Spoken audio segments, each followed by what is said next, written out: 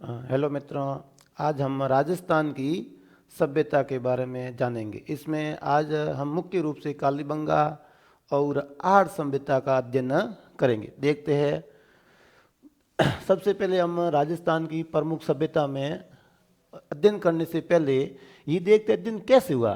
तो देखते हैं अपन प्राक इतिहास काल। प्राक इतिहास काल 25 लाख ईस्वी पूर्व से 3000 ईस्वी पूर्व का जो काल था वो प्राक इतिहास काल था। इस काल का कोई लिखित साक्ष्य उपलब्ध हमारे पास नहीं है।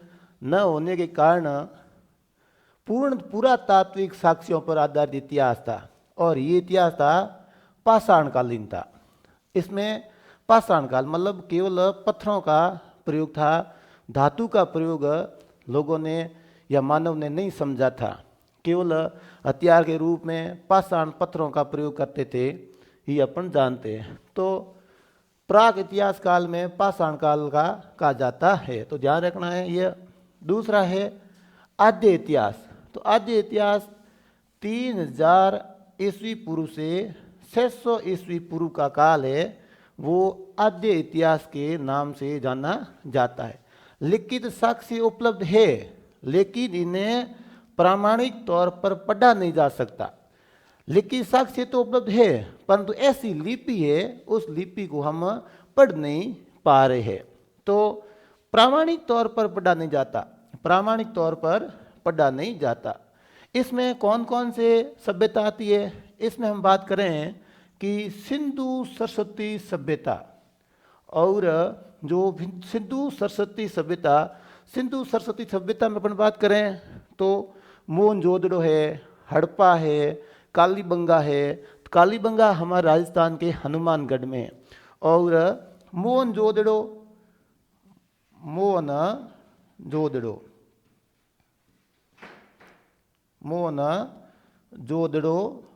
और हड़प्पा ये दोनों सभ्यताएं, मोहनजोदड़ो और हड़प्पा दोनों सभ्यताएं सिंधु घाटी सभ्यता की सभ्यता कहलाती है। और ये दोनों सभ्यताएं सिंधु सरस्वती सभ्यता के अधीन आती है। इसके साथ साथ में कालीबंगा ये हमारे राजस्थान के हनुमानगढ़ में है। इसके साथ साथ में जो गुजरात के अंदर है लोथल है, वो सभ्यता भी आद्य इतिहास के अंदर इन सिंधु सरस्वती सभ्यता के अधीन आती है। इसके बाद हम देखते हैं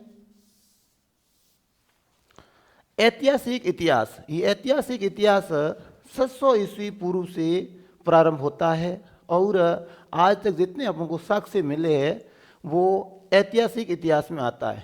इस काल का इतिहास लिखित है और पुरातात्विक साक्ष्य पर आधारित है।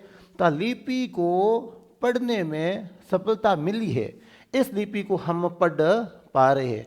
यह महाजनपद काल से प्रारंभ होती है। तो हम इतिहास को मुख्य तौर पर 3 भागों में बांट सकते हैं, प्राक इतिहास, आद्य इतिहास और ऐतिहासिक इतिहास। हम 3 भागों में बांट सकते हैं। आगे हम पढ़ते हैं मानव ने सबसे पहले जिस धातु का प्रयोग किया वह क्या था? सबसे पहले मानव ने धातु की, अब हम बात करें, वैसे पाषाण के बाद धातु काल आता है और धातु की बात करें तो सबसे पहले मानव ने तांबे का प्रयोग किया। तांबे के बाद में मानव ने कांस्य का प्रयोग किया और कांस्य एक मिश्र धातु है। कांसा क्या होता है? कांसा भी मिश्र धातु होता है जिसमें तांबा और तांबे के साथ में टिन होता है। इन दोनों से मिलने से कांसा बनता है, जिसको कांस्य भी कहा जाता है। तो कांस्य एक मिश्र धातु है जो तांबे और टिन से बनता है। तो मानव ने तांबे के बाद में किसका प्रयोग किया? कांस्य का प्रयोग किया। और उसके बाद में मानव ने लोहे का प्रयोग करना सीखा। इस प्रकार मानव ने धीरे धीरे धातुओं का प्रयोग करना, सभ्यता का दिन किया। संपूर्ण विश्व या भारत में इसका प्रयोग एक साथ नहीं होता। शुरुआत में या संपूर्ण विश्व की बात करें या भारत में जितने भी धातु का प्रयोग एक साथ में नहीं होता। पहले तांबे का, फिर कांसे का और फिर लोहे का प्रयोग करना सीखा। अब हम बात करते हैं कि हमारी सभ्यताओं के बारे में जानते हैं। सभ्यताओं के बारे में जानते हैं, सबसे पहले हम पढ़ते हैं सिंधु सरस्वती सभ्यता। जो सभ्यता विकसित हुई है वो अधिकतर नदियों के किनारे विकसित हुई है, क्योंकि वहाँ लोगों को रहने के लिए जल सबसे बड़ी ज़रूरत होती है और जल की उपलब्धता हो जाती थी। इस कारण सभ्यताएं नदियों के किनारे विकसित हुई है। जैसे अपन पहले पढ़ते हैं सिंधु सरस्वती सभ्यता। यह सभ्यता सिंधु और प्राचीन काल में एक नदी बहती थी जो सरस्वती नदी। प्राचीन काल में एक नदी थी जो सरस्वती नदी बहती थी। प्राचीन काल में नदी बहती थी जिसका नाम था सरस्वती, सरस्वती नदी। तो इन सरस्वती नदी के किनारे जो सभ्यता विकसित हुई वो थी हड़प्पा सभ्यता। इसको हम सिंधु सरस्वती सभ्यता को हड़प्पा सभ्यता भी कहते हैं। सिंधु सरस्वती सभ्यता को क्या कहते हैं? हड़प्पा सभ्यता भी कहते हैं। और इसके अंदर हम पढ़ते हैं राजस्थान में एक सभ्यता कालीबंगा सभ्यता। ये हमारे राजस्थान में पाई जाने वाली सभ्यता के बारे में पढ़ते हैं। राजस्थान में एक अपन सभ्यता पढ़ते हैं, कौन सी? कालीबंगा सभ्यता। अब हम देखते हैं कालीबंगा सभ्यता के बारे में। राजस्थान में हड़प्पा सभ्यता का महत्वपूर्ण केंद्र कालीबंगा था। हमारे राजस्थान हम बात करें तो हड़प्पा सभ्यता का महत्वपूर्ण केंद्र कौन सा है? कालीबंगा। कालीबंगा हमारे राजस्थान के हनुमानगढ़ जिले में स्थित है। कालीबंगा सभ्यता जिला हनुमानगढ़ में प्राचीन काल की सरस्वती नदी, और आज सरस्वती नदी उपलब्ध नहीं है, उसके केवल हम कहते हैं सरस्वती की जगह वर्तमान में गग्गर नदी, तो वर्तमान गग्गर नदी बहती है, उसके किनारे जो सभ्यता उपलब्ध हुई है वह कालीबंगा सभ्यता हमें मिली है। और कालीबंगा सभ्यता की शुरुआत में हमें एक हमारे यहाँ पर एलपी टेसीटोरी रहे थे। एलपी टेसीटोरी ने बताया था कि यहाँ पर कुछ है। तो धीरे धीरे क्या हुआ कि बाद में खोज तो बाद में हुई, पर इसके बारे में बताया था वो एलपी टेसीटोरी ने बताया था। इसके पढ़ते आगे अपन, तो कालीबंगा का अर्थ होता है काले रंग की चूड़ियाँ। ये इंपॉर्टेंट है, कई बार पूछा जाता है कालीबंगा का शाब्दिक अर्थ क्या होता है। कालीबंगा का शाब्दिक अर्थ होता है काले रंग की चूड़ियाँ। काली यानी काली बंगा, बंगा का मतलब अपन बंगा कहते हैं बंगड़ी, बंगड़ी का मतलब होता है चूड़ी, तो सीधा सा अर्थ है काले रंग की चूड़ियाँ। कालीबंगा से पूर्व हड़प्पा कालीन, कालीबंगा से पूर्व हड़प्पा कालीन व उत्तर हड़प्पा कालीन सभ्यता के अवशेष प्राप्त हुए। कालीबंगा सभ्यता से तीनों काल के, मतलब हड़प्पा काल के पहले के अवशेष भी मिले हैं, हड़प्पा काल के अवशेष मिले हैं और उत्तर हड़प्पा कालीन अवशेष भी मिले हैं। तो हमें कालीबंगा से इस प्रकार के कई स्तरों के अवशेष प्राप्त हुए हैं। हड़प्पा कालीन सांस्कृतिक युग के 5 स्तर मिले, मतलब जब खुदाई की गई यहाँ पर तो हमें 5 स्तर मिले हैं खुदाई करने से। यहाँ पहले भी हड़प्पा काल से पहले भी लोग रहते थे, परंतु कई सभ्यता आई और धीरे कोई प्रॉब्लम के कारण क्या हुआ कि जो सभ्यता थी वो धीरे क्या हो गई, नष्ट हो गई। बाद में और सभ्यता विकसित होती गई। तो हड़प्पा काल से पहले पूर्व हड़प्पा कालीन सभ्यता थी और पूर्व हड़प्पा कालीन सभ्यता के 2 स्तर मिलते हैं। पूर्व हड़प्पा कालीन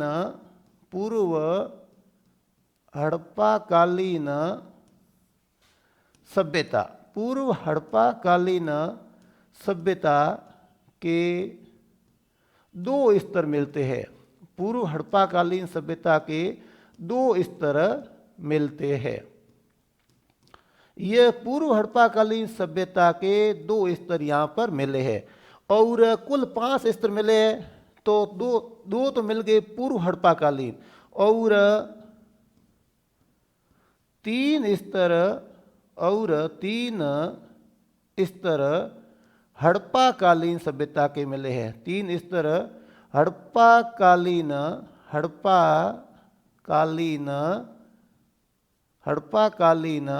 सभ्यता के मिले हैं। 3 स्तर हड़प्पाकालीन सभ्यता के मिले हैं।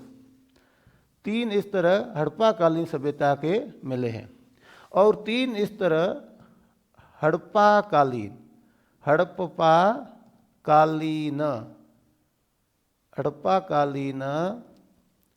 सभ्यता के मिले हैं। सभ्यता के मिले हैं। ये हमें ध्यान रखना है कि कुल तो 5 स्तर मिले हैं। 5 स्तरों में से 2 स्तर तो मिले हैं पूर्व हड़प्पाकालीन और 3 स्तर मिले हैं वो हड़प्पाकालीन सभ्यता के मिले। धीरे धीरे सभ्यताएं थी, मतलब प्राचीन सभ्यताएं, वो धीरे धीरे क्या हो गया, नष्ट हो गया। इसके बाद नई सभ्यता आई, वो हड़प्पाकालीन सभ्यता आई। इसके बाद में हम बात करें कि कालीबंगा सभ्यता की खोज किसने की थी। खोज तो की थी अमलानंद घोष ने। ध्यान रखना है, अमलानंद घोष ने, तो इसको अमलानंद घोष को A.N. घोष भी कहा जाता है। A.N. घोष भी कहा जाता है। A.N. घोष, अमलानंद घोष कब की थी पूछा जाता है, तो 1951-52, लगभग 52 लिखा जाता है, तो हमें 52 याद रखना है। 52 तो 1952 में खोज की गई थी। तो A.N. घोष, अमलानंद घोष ने 1952 के अंदर अमलानंद घोष ने कालीबंगा सभ्यता की खोज की। खोज में और उत्खनन में बहुत फर्क होता है। उत्खनन का सवाल पूछा जाता है। उत्खनन की बात करें, उत्खनन का मतलब होता है उसको खोजा गया कब, उत्खनन कब किया गया, निकाला कब गया। उत्खनन बीबी लाल, B.K. थापर और M.D. खरे, इसमें से ऐसा सवाल भी आ सकता है कि इनमें से कौन सा वैज्ञानिक उत्खनन करता नहीं है। उत्खनन करता नहीं, ये 3 तो उत्खनन में हैं और अमलानंद घोष है, ये उत्खनन करता नहीं है। इसने खोज की थी अमलानंद घोष ने। बीबी लाल, B.K. थापर, M.D. खरे। तो इसका नाम है, उसका पूरा नाम पूछे तो बालकृष्ण थापर। अब देखो ट्रिक याद रखो, तो ऐसे याद रख सकते हैं कि अमल बिकर घर आया तो बीबी क्या होगी, लाल होगी, और लाल होकर क्या जड़ दिया, थप्पड़ जड़ दिया। तो कई लोग होते हैं ऐसे ट्रिक्स याद रखें। तो अमल पी करके अमल पी करके पत्ती घर आया, तो क्या होगी, बीबी क्या होगी, बीबी हो गई लाल, और लाल होकर क्या जड़ दिया, थप्पड़, तो हो गया थापर। क्या हो गया, थापर। इस प्रकार हम इसको याद भी रख सकते हैं। ये अपने याद रखने का ट्रिक था, वैसे। इसके बाद हम बात करें उत्खनन की बात होगी, कब किया गया उत्खनन। तो इनका उत्खनन, वैसे हम बात करें तो इसका उत्खनन 61-62 पूछा जाता है। 61-62 से लगाकर लगभग 1969 ईस्वी तक खोज इसकी उत्खनन किया गया। 1961 से 1969 ईस्वी के बीच में इसका उत्खनन किया गया। बीबी लाल, B.K. थापर और M.D. खरे ने उत्खनन किया। आगे देखते हैं कालीबंगा स्वतंत्र भारत का दूसरा पुरातात्विक स्थल है जिनका स्वतंत्रता के बाद उत्खनन किया गया। क्योंकि उत्खनन कब किया गया था, स्वतंत्रता के बाद।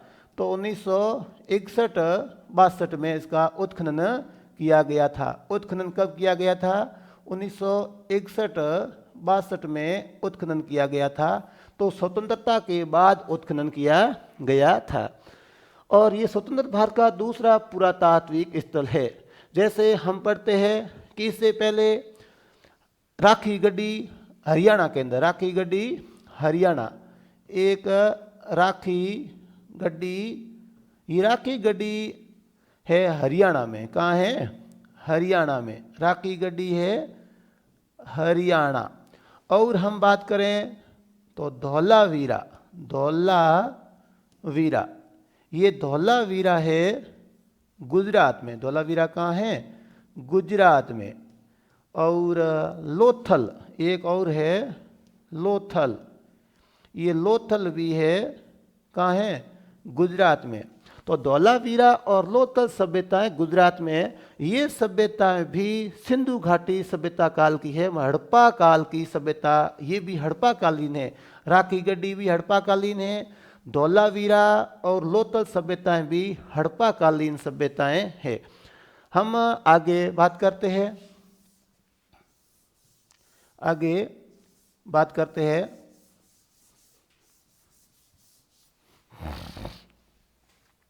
आगे देखते हैं,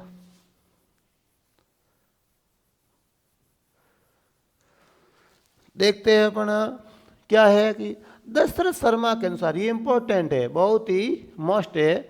दशरथ शर्मा के अनुसार कालीबंगा को, किसको? कालीबंगा को सिंधु घाटी सभ्यता की तीसरी राजधानी कहा जा सकता है। ये पूछा जाता है सिंधु घाटी सभ्यता कोई तीसरी राजधानी कहा जा सकता है, तो कौन सी सभ्यता को सिंधु घाटी सभ्यता की तीसरी राजधानी कहा जा सकता है? दशरथ शर्मा के अनुसार, दशरथ शर्मा के अनुसार, दशरथ शर्मा के अनुसार तो कालीबंगा सभ्यता को सिंधु घाटी सभ्यता की तीसरी राजधानी कहा जा सकता है। तो इससे पहले कौन कौन सी सभ्यताएं थी?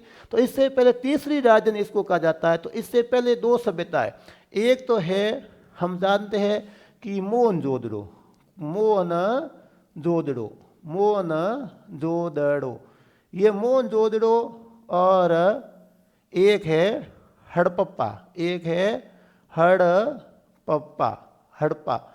ये दोनों सभ्यताएं पाकिस्तान में, ये दोनों सभ्यता कहाँ हैं? पाकिस्तान में हैं। और इसके बाद तीसरी सभ्यता दशरथ शर्मा के अनुसार इसको कहा जा सकता है, तीसरी सभ्यता कालीबंगा को कहा जाता है, कालीबंगा को कहा जाता है। तो ध्यान रखना है, कालीबंगा को सिंधु घाटी सभ्यता की तीसरी राजधानी किसने कहा था? दशरथ शर्मा ने। आगे हम पढ़ते हैं। अभी हमने कहा था कि ये सभ्यता कांस्य युगीन सभ्यता है, ये सभ्यता कांस्य युगीन सभ्यता है। पहले ताम्र के बाद हम बात की थी कांस्य, और ये सभ्यता है वो कांस्य युगीन सभ्यता है। इसके बाद इंपॉर्टेंट है, यह नगरीय सभ्यता है। कालीबंगा सभ्यता नगरीय सभ्यता थी। शहर को हम बात करें तो शहर को इसमें दो भागों में डिवाइड किया गया था, शहर को दो भागों में विभाजित किया गया था। एक था टीला था जो पश्चिमी भाग था, या मकान पश्चिमी भाग था, थोड़ा विकसित था। तो यहाँ पर जो मकान थे वो पक्की ईंटों के बने। ध्यान रखना है, इसमें पश्चिमी भाग में ईंटों का, पक्की ईंटों का प्रयोग किया गया था, जबकि पूर्वी भाग के अंदर कच्ची ईंटों का प्रयोग किया गया था। तो यह मकान पक्की ईंटों के बने होते थे, और ये भाग था, पश्चिमी भाग था, वो ऊंचाई पर था। इससे क्या कहा जाता है? पश्चिमी भाग को दुर्ग टीला, पश्चिमी भाग को दुर्ग टीला, थोड़ा सा ऊंचाई पर था। यहाँ पर एक दुर्ग मिला है, इस कारण इस टीले को हम कहते हैं दुर्ग टीला कहते हैं। यहाँ पर एक दुर्ग मिला है, ये दुर्ग मिलने के कारण इसको दुर्ग टीला या गढ़, दुर्ग को हम गढ़ कहते हैं, और गढ़ के कारण इसको गड्डी क्षेत्र भी कहते थे। दुर्ग को क्या कहते हैं? हम कहते हैं नहीं गढ़, और इसको गड्डी क्षेत्र भी कहते थे।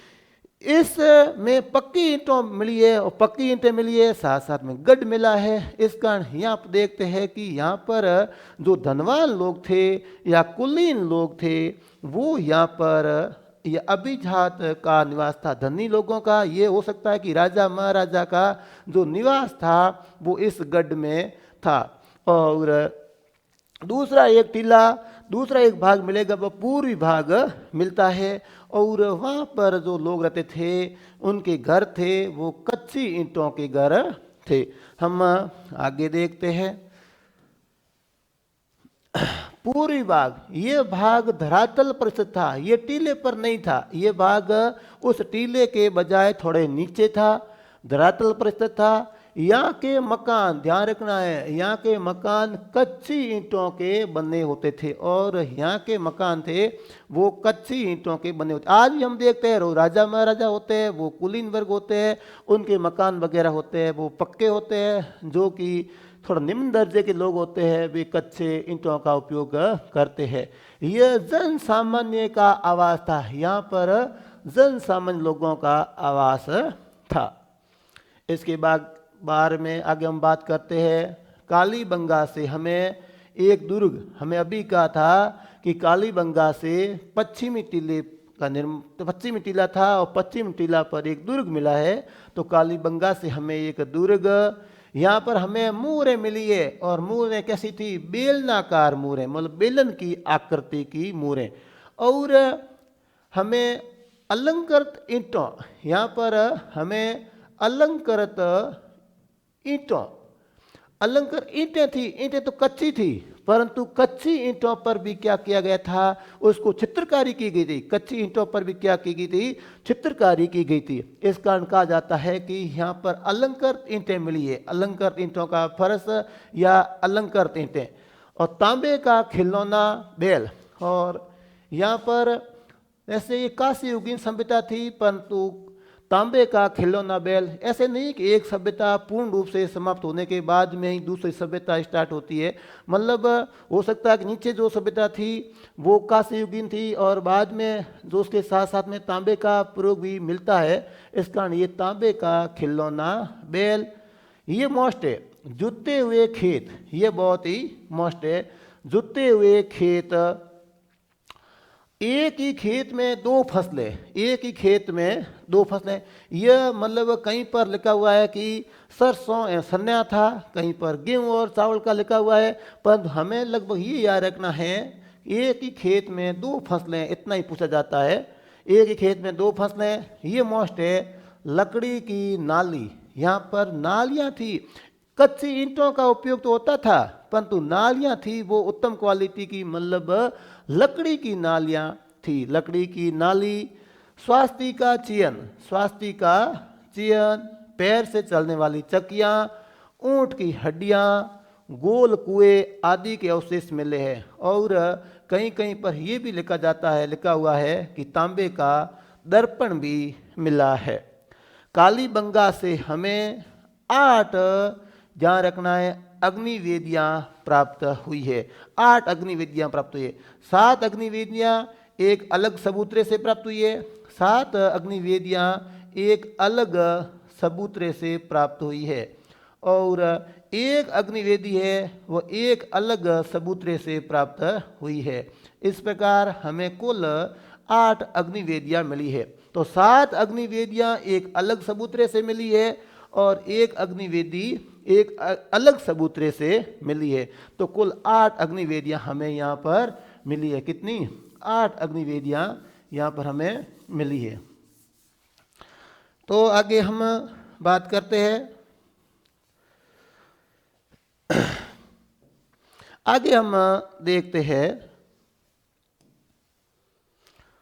कालीबंगा से हमें एक बच्चे की खोपड़ी मिली है। ये इंपॉर्टेंट है, एक बच्चे की खोपड़ी मिली है। जिस बच्चे की खोपड़ी मिली है उस बच्चे के खोपड़ी में 6 छेद भी मिले हैं, 6 छेद भी मिले हैं। छेद मिलेंगे तो हमें कुछ जानकारी मिलती है कि हो सकता है कि यहाँ पर लोगों को शल्य क्रिया का ज्ञान था, शल्य क्रिया का ज्ञान था, शल्य क्रिया का ज्ञान था। इस कारण उस बच्चे की खोपड़ी में छेद मिले हैं। तो शल्य क्रिया का ज्ञान था। यहाँ पर इस छेद मिले, इससे ही हम ये भी कह सकते हैं कि मस्तिष्क शोथ नामक बीमारी को ठीक करने का प्रयास था। इस कारण कि छेद है तो कुछ यहाँ पर बीमारी वगैरह को ठीक करने का प्रयास था, इसी कारण इसमें छेद थे। इसके आगे पढ़ते हम। कच्ची ईंटों के प्रयोग के कारण यहाँ पर हमने कहा था कि पूर्वी टीले के अंदर कच्ची ईंटों का उपयोग किया गया था और पूरी टीले में कच्ची ईंटों का उपयोग करने के कारण हम ऐसा भी कह सकते हैं कि कच्ची ईंटों के प्रयोग के कारण इस बस्ती को दीनहीन बस्ती कहा जाता है। यह एक प्रकार की दीनहीन बस्ती थी क्योंकि यहाँ पर कच्ची ईंटों का प्रयोग भी हुआ था। आगे हम देखते हैं, यहाँ पर गुलाबी रंग के मृद भांड का अर्थ होता है मिट्टी के बर्तन मिले हैं और गुलाबी रंग के जो मृद भांड मिले हैं वो प्राक हड़प्पा कालीन है, मतलब हड़प्पा काल से पहले के है और जो उसको अपन सौती मर्द भांड भी कहते हैं, सौती सभ्यता। और सौती सभ्यता कहाँ है? सौती सभ्यता है बीकानेर और हनुमानगढ़ के बीच में सौती सभ्यता है। तो बीकानेर व हनुमानगढ़ के बीच में, बीकानेर व हनुमानगढ़ के बीच में सौती सभ्यता है। सौती सभ्यता हनुमानगढ़ के बीच में सौती सभ्यता है, हनुमानगढ़ के बीच में। तो इसको हम सौती मर्द भांड कहते हैं क्योंकि ऐसे ही मर्द भांड हमें कहाँ मिले? ऐसे ही मर्द भांड हमें सौती सभ्यता से मिले हैं। इसी कारण इसको हम गुलाबी रंग के मर्द भांडों को सौती मर्द भांड भी कहते हैं। सौती सभ्यता बीकानेर व हनुमानगढ़ के बीच में, इसको हम सौती सभ्यता को कालीबंगा प्रथम कहते हैं क्योंकि ये कालीबंगा से पहले के मतलब प्राक हड़प्पा कालीन सभ्यता लग रही है, इस कारण इसको कालीबंगा प्रथम कहते हैं। कालीबंगा सभ्यता तो हड़प्पा कालीन है परंतु सौती सभ्यता है वह प्राक हड़प्पा कालीन है, इस कारण इसको हम कालीबंगा प्रथम कहा जाता है, कालीबंगा प्रथम सभ्यता कहते हैं। इसके बाद में हम बात करते हैं लाल रंग के मर्द भांड। वो तो थे अपने कैसे थे? गुलाबी रंग के मर्द भांड थे और ये है लाल रंग के मर्द भांड है और मिट्टी के बर्तन है। और लाल रंग के मर्द भांड पर काली व सफेद रंग की रेखाएं, मतलब मिट्टी के बर्तन तो है वो लाल रंग के है और उनको इस प्रकार चित्रकारी की गई है कि काली व सफेद रेखाओं से उसको अलंकृत किया गया है। तो काली व सफेद रंग की रेखाएं, और एक हमें ध्यान है कि यहाँ पर दोहरा परकोटा, जो हमने अभी बात की थी, जो पश्चिमी टीला था और टीलों के चारों और पश्चिमी जो निवास था उसके चारों दोहरा परकोटा है, एक नहीं दो परकोटे हैं, दोहरे परकोटे। वह ये पूछा जाता है, इंपॉर्टेंट है, दोहरा परकोटा मोस्ट है। दोहरा परकोटा व भूकंप के प्राचीनतम प्रमाण मिले हैं। हो सकता है कि यहाँ पर इन भूकंपों के कारण सभ्यताएं नष्ट हो गई होगी, भूकंप के प्रमाण मिले, प्राचीनतम प्रमाण मिले हैं। और यहाँ पर एक हमें ये मिलता है कि युगल समाधान, जो शव था शवों को गाड़ते थे, युगल जोड़ों के रूप में गाड़ते थे, युगल समाधान की साक्ष्य भी मिले हैं। यहाँ पर समाधि के भी कई अपने साक्ष्य मिले हैं, कई समाधियाँ पूर्ण समाधि थी, कई अर्ध समाधि थी और कई छित्ता, मतलब उन लोगों को जलाया जाता भी था, इस प्रकार के भी साक्ष्य मिले हैं। पूर्ण समाधि, अर्ध समाधि और लोगों को जलाया जाता थी, मृत्यु होने के बाद में लोगों को जलाया जाता था, ये भी साक्ष्य मिला है। कालीबंगा से प्राप्त जो बेलनाकार मूर, अभी हमने कहा था कालीबंगा से हमें बेलनाकार मूरें मिली है और ये बेलनाकार मूरें हैं वो मेसोपोटामिया की मूरों के समान है। वो मूरें किसके समान है?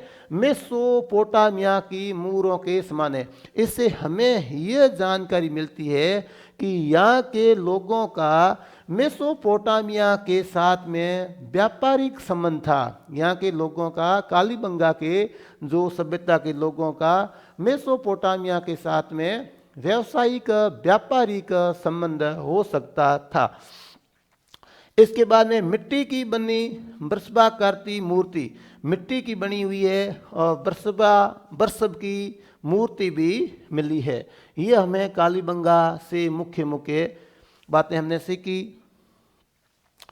इसके बाद हम पढ़ते हैं आहार सभ्यता। आहार सभ्यता उदयपुर में है। बालाथल सभ्यता एक और है, वो भी उदयपुर में है। तो आहार सभ्यता कहाँ है? आयड़ नदी या आयड़ नदी को बेड्स नदी भी कहा जाता है। आयड़ या बेड्स नदी के किनारे सभ्यता है वो आर्य सभ्यता है। बनास सभ्यता, इस सभ्यता को बनास सभ्यता भी कहा जाता है क्योंकि यह बनास नदी के आसपास विकसित होने के कारण, ये सभ्यताएं बनास नदी के आसपास विकसित होने के कारण इसको हम बनास सभ्यता भी कहते हैं। आर्य सभ्यता को बनास सभ्यता भी कह सकते हैं। और ये सभ्यता है ताम्र पाषाण कालीन है, मतलब ये सभ्यता हमें कुल मिलाकर ही याद रखना है ताम्र कालीन है, क्योंकि इस सभ्यता को हम क्या कहते हैं कि ताम्रवती नगरी भी कहते हैं। आड़ को ताम्रवती नगरी कहते हैं, ताम्रवती नगरी कहते हैं, आड़ को ताम्रवती नगरी कहते हैं। तो इसका स्थानीय भाषा में यहाँ पर एक टीला मिला, उसको धूलकोट कहा जाता है। इसमें स्थानीय भाषा में इसको धूलकोट भी कहा जाता है। और एक आता है ताम्रयुगीन सभ्यताओं की जननी, तो वो जननी तो है गणेश्वर सभ्यता, नीम का थाना सिक्कर। गणेश्वर सभ्यता नीम का थाना सिक्कर है, उसको तो अपन कहते हैं ताम्रयुगीन सभ्यताओं की जननी कहते हैं, ताम्रयुगीन सभ्यताओं की जननी कहते हैं। इसको कहते हैं अपन ताम्रवती नगरी कहते हैं। इसको आगाटपुर, आड़ को आगाटपुर अथवा आगाट दुर्ग के नाम से भी जाना जाता है। इसमें 10वीं और 11वीं शताब्दी में ऐसा पता लगाया जाता है, अनुमान लगाया जाता है, इसको आगाटपुर अथवा आगाट दुर्ग के नाम से भी जाना जाता था। इसके बाद हम बात करें इसका उत्खनन किसने किया। उत्खनन किया था अक्षय कीर्ति व्यास ने, अक्षय कीर्ति व्यास ने। इसका उत्खनन अक्षय कीर्ति व्यास ने किया था। इसके साथ साथ में अक्षय कीर्ति व्यास ने कब किया था, 53 के अंदर। और इसके बाद अक्षय कीर्ति व्यास के बाद में 1956 में रतन चंद्र अग्रवाल को आर.सी. अग्रवाल भी कहा जाता है, आर.सी. अग्रवाल भी कहा जाता है। ये भी आ सकता है आर.सी. अग्रवाल, आर.सी. अग्रवाल, रतन अग्रवाल। उसके बाद में 53, 54 और 61, 62 में एच.डी. सांकलिया, एच.डी. सांकलिया, इसका पूरा नाम है हंसमुख धीरज सांकलिया। अब अपन याद करेंगे तो अक्षय कीर्ति व्यास, अक्षय कीर्ति व्यास, अक्षय कीर्ति व्यास।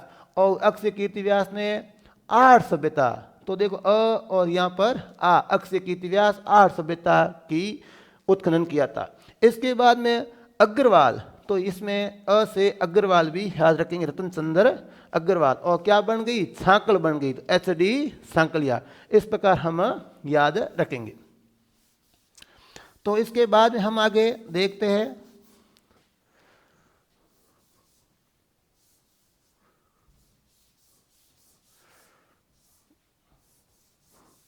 इसके आगे हम देखते हैं इसके बाद में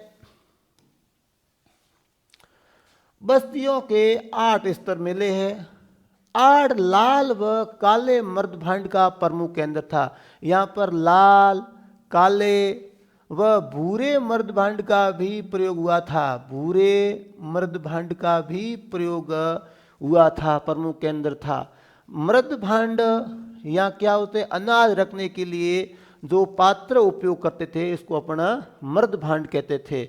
और इन मर्दभांडों को स्थानीय भाषा में गोरे या बंकोटे कहा जाता था। कहीं पर बंकोटे लिखा हुआ होता है और कहीं पर कोठे भी लिखा हुआ होता है, तो एक ही बात है, बंकोटे या कोठे। ऐसा भी आ सकता है कोठे, बंकोटे या कोठे भी आ सकता है, एक ही बात है, बंकोटे कहा जाता था। ये सभ्यता मोस्ट ग्रामीण सभ्यता थी।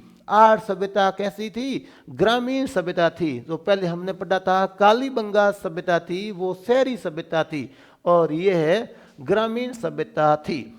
टेराकोटा की बनी बरसब की आकृति मिली है जिन्हें बनासियन बुल कहा गया, बनासियन बुल कहा गया। ये इंपॉर्टेंट है, पूछा जाता है बनासियन बुल कहाँ से प्राप्त हुआ है। तो बनासियन बुल हमें आर्य सभ्यता उदयपुर से प्राप्त हुआ है। आड़ से तांबा गलाने की भट्टियाँ, क्योंकि यह हमें इसको ताम्रवती नगरी कहा था, इस कारण यहाँ पर अधिकतर क्या मिलेगा, अधिकतर तांबा ही मिलेगा। तांबा गलाने की भट्टियाँ, तांबे के औजार, तांबे के आभूषण प्रचुर मात्रा मिलते हैं, इसलिए इसको ताम्रवती नगरी कहते हैं, क्योंकि अधिकतर यहाँ पर तांबा ही मिला है, इस कारण इनको हमने क्या कहा, ताम्रवती नगरी कहा। एक मकान में 6 सुले, एक ही मकान के अंदर 6 सुले साथ साथ में मिले।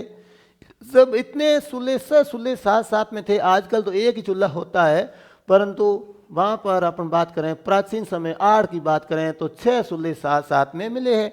और 6 सुले साथ साथ में मिले होने के कारण परिवार की प्रथा हम देख सकते हैं कि 6 सुले थे, इस कारण वहाँ पर संयुक्त परिवार प्रथा थी। बहुत सारे परिवार मतलब साथ में रहते थे।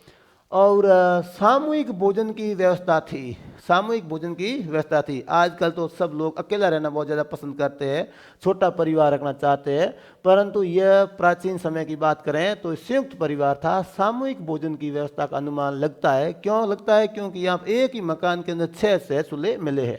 ये भी इम्पोर्टेंट है। तांबे की 6 यूनानी मुद्राएं, 6 यूनानी मुद्राएं, 6 यूनानी मुद्राएं व 3 मोहरें। तो याद रखना हमें कि मुद्राएं कितनी थी, 6 मुद्राएं मिली है, और मोहरें कितनी मिली है, 3। तो मोहरें भाई महंगी होती है, इस कारण मोहरें कम हैं और मुद्राएं ज़्यादा है। 6 मुद्राएं, मुद्राएं कितनी है, 6 मुद्राएं।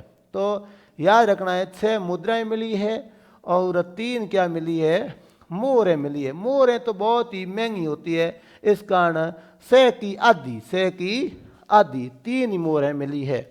और ये इंपॉर्टेंट चीज़ें पूछी गई है। तथा एक मुद्रा पर एक और त्रिशूल, एक मुद्रा पर एक और त्रिशूल, तथा दूसरी ओर अपोलो देवता अंकित है, दूसरी ओर अपोलो देवता अंकित है, जो तीर एवं तर्कस से युक्त है, और हाथ में तीर लिया हुआ, तर्कस लिया हुआ, तीर एवं तर्कस से युक्त है। आगे हम देखते हैं, इस पर यूनानी भाषा में लेख अंकित है, और इस मुद्रा पर यूनानी भाषा के अंदर लेख अंकित है। हमने आज कालीबंगा सभ्यता और आड़ सभ्यता के बारे में पढ़ा। जो हमें जितनी भी महत्वपूर्ण चीज़ लगी थी वो इसके अंदर पूरे वीडियो के अंदर डाल दी है। आगे हम कल और सभ्यता के बारे में पढ़ेंगे, आप ध्यान लगाकर पढ़ें। जय हिंद।